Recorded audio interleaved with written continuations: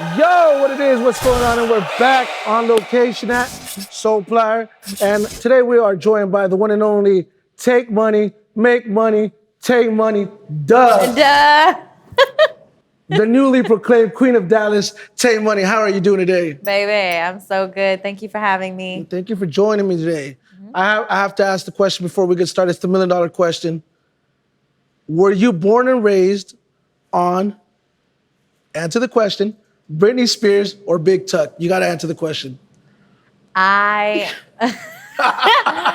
my sister started me on Britney Spears, See? but when I was finding my own way, I was really raised on Big Tuck. Word. Yeah. So if you could, I'm sure you've done something with Tuck because I know you remixed one of his records. Yes. But if you could do a record with one or the other today, you'll say, Britney, bitch. Baby, it's Britney, bitch, period. You know what? Britney is such an icon, and free her. And it's so sad to see that she went through everything that she had to go through. Also, Tuck is also a legend, and we love them both. You can't do that. Fuck it, let's put them on the same song. Oh my God, period. All three of us? There you go. Yeah. No, all right, so look, I do have some questions, but before we go any further, I mentioned right now the newly proclaimed Queen of Dallas. I saw Rainwater say that. What do you think whenever you saw that, to be able to get that respect and for people to come out and finally, really give you your just due? Because you've been grinding out here for a minute, you've been working. How do you feel whenever you see somebody just put it out there? I have been working and I have been paying my dues, and it's very hard to get someone to show love because they don't show love until everybody loves you. But I can tell you, when I watched that interview, I was in a house by myself, and I wish somebody would have been recording it somewhere, somehow, because I was like, yeah, bitch, yeah. I was like, yes, I felt good to be reassured that I know what I'm doing and I know what I'm here to do, and it's paying off and it's working, and that shit felt good as hell. Absolutely. Well, let's talk about your journey, how it got started, right? Obviously, you were born in Tyler, Yes. raised in Athens. Yes. So the hospital was better in Tyler. Athens now has a new hospital, and it's really on the come up. I've been seeing a lot of new restaurants and stuff like that since I've been there. It's always good to go home. Oh, I'm so sorry. Oh, boo alert. Time to eat. I'm sorry. What was the question? No, but I was saying, growing up there, how was it just, how did you get bit by the bug musically living in, really kind of a smaller town? Yeah, it's crazy because there weren't a lot of people that, there wasn't really a music scene in Athens where I was from. I hadn't heard of that. I had a group of homeboys I always hung out with. They're called Loyal Gang. And they made music, and I would always be around their microphone, and I can't tell you how bad I wanted to do it. But I had such bad nerves, and they were my homeboys. I don't know why I had so bad nerves, but I wanted to be on that microphone so bad.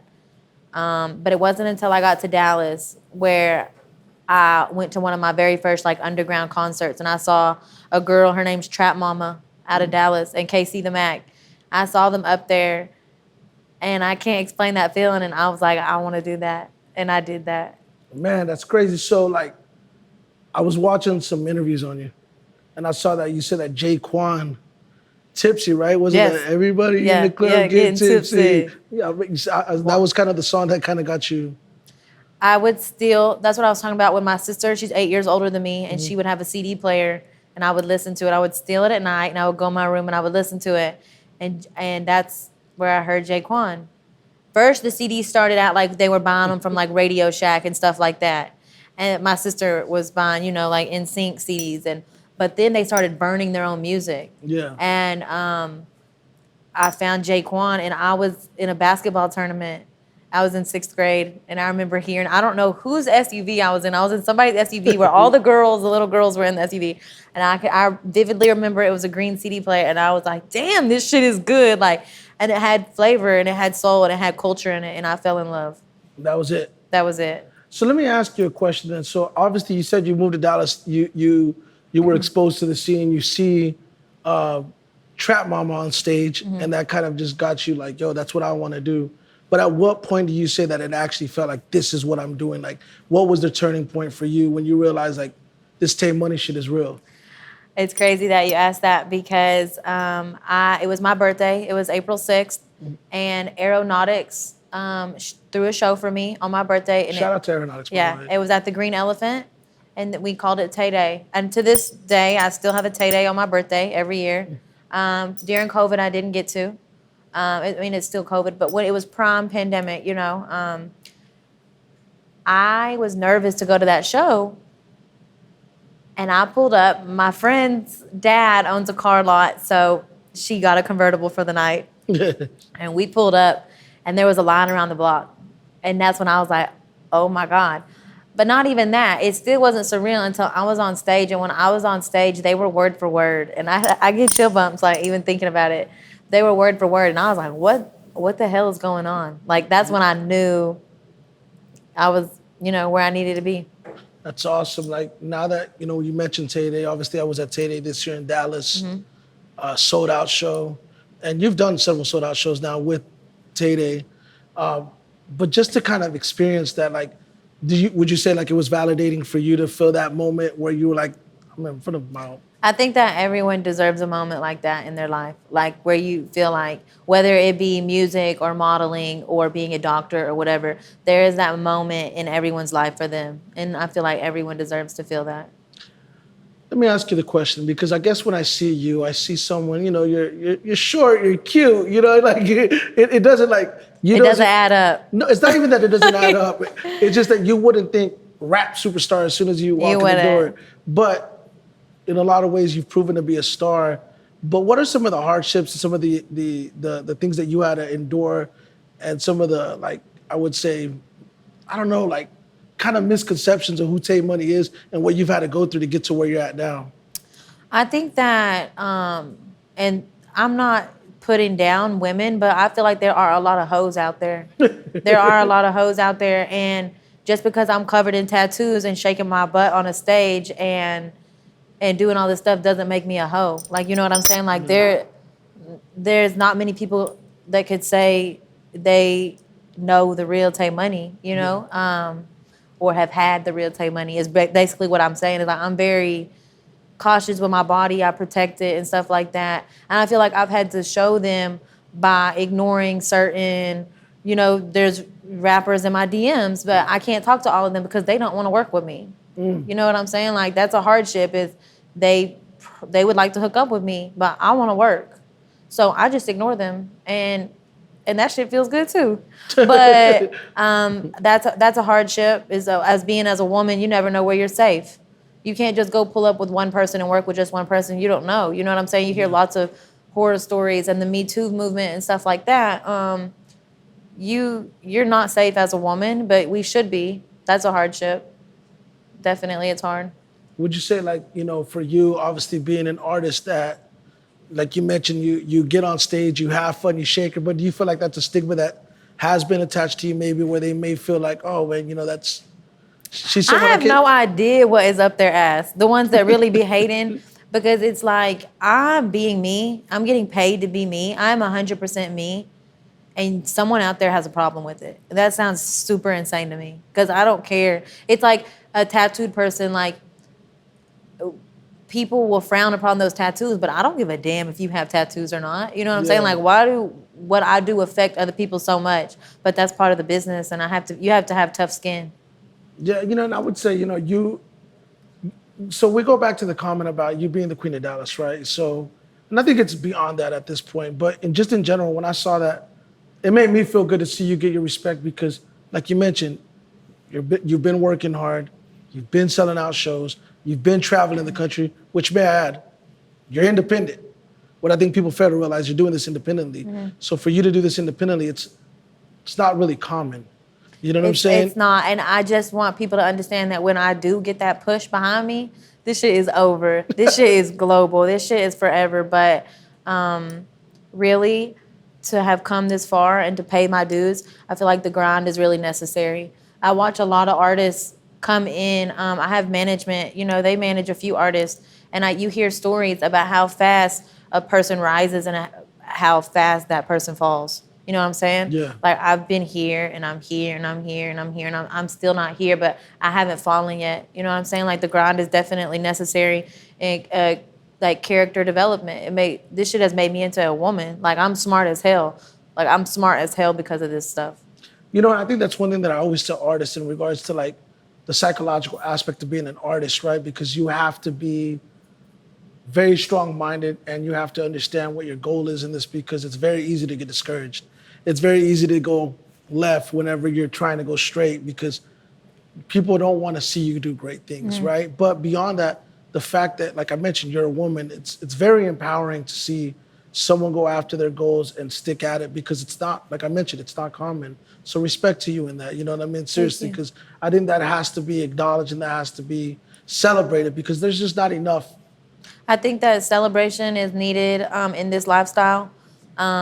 You need to tell people when they're doing a good job, because this stuff will break you. If you're not built for it, it will break you. I don't wish that upon anybody.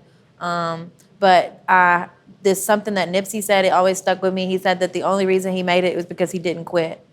And so I'm not going to quit. I'll never quit, because we're going to make it, period, you know? Yeah, absolutely. You cannot quit. That's why people don't make it. They quit. Let's talk about the Tay Money Army. How did you come up with the name Tay Money Army for the legions of the Tay Money It was soldiers? so hard. It was so hard. It was so hard. I was like, what am I gonna name them? Like what? I tried everything. I was thinking of any type of like anything to do with money. Like I tried so hard. But one day it fell out of my mouth and it just stuck around, and it has made. Sometimes I'll be like, damn, I don't know what to say here, and I'll throw in a lyric about the Tay Money Army. It always has a place. The Tay Money Army always has a place. Was it always Tay Money? No, it was T Money. Tay Money? It was T Money. And then you evolved into Tay Money. Yeah, I don't know. I literally was so high the other day, and I was like, bitch, why did you pick Tay Money? Like, you could have been anything, like anything. And I was like, well, what would you name yourself?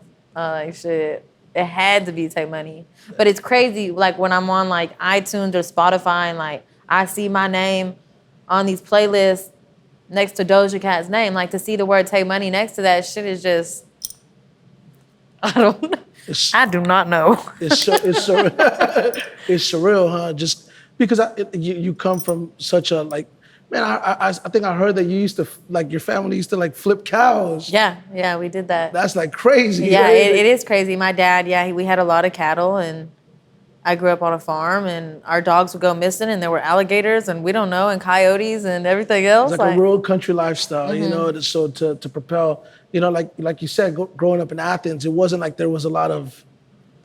I only knew one person that made music. They didn't. Well, it was like 3 or 4 people. They need to change the signage whenever you drive into Athens, the home of Tay Money, you know. We're actually home of the hamburger. You would not be eating a hamburger without Athens, Texas. Yeah. But no, what we're saying though, like, so you mentioned, you know, Tug being your favorite, one of your favorite rappers. You know, who are some of the other artists that inspired you and influenced you to kind of get into music? And it could be any music. It doesn't even have to be hip hop. That type of music, right? I really, the same time I was on Tuck, I was on Webby. Webby. Yeah. That comes on in the club, baby. Yeah. I have literally broken a table in a club listening to a Webby song because I was sitting on top of it. I really like, this is going to throw you off, I really like Anthony Hamilton. Oh, Anthony Hamilton. Yeah. Destiny's Child. Christina, she has pipes like no other. I'm going to be clicking on like, what am I going to play? I do like country, but I like old country. It was like stuff that my dad was playing, you know, like the Kenny Chesney from back in the day. Dope. Yeah. Dream collaboration. Oh, Lil Kim, Nicki, like. Oh, yeah, Nicki. I can see the Nicki. Barb. Yeah, I'm a Barb. I'm a Barb, definitely. Dream collaboration? Oh, for sure. For sure. When I saw Bia with her, I was like, that is crazy. Like, that's a dream come true. Like, and then I just saw their matching chains. Shit was crazy. So let me ask you, what's next for you? What do you have coming up project-wise, single-wise? I saw the assignment. Yes. So we're going to be dropping the music video for Assignment soon. I'm having hella shows. The tape is finished. And then I'm hoping, don't take my word for it, I'm hoping to drop the end of October. Mm-hmm. And I'm going to backdoor it with a deluxe right afterwards. And then I hope to drop my debut album at the top of 2022. Are you going to continue to do it independent, or are you looking for a major situation? I need the right price. The right price? Yeah. Well, I mean, you're doing it on your own, so. Yeah.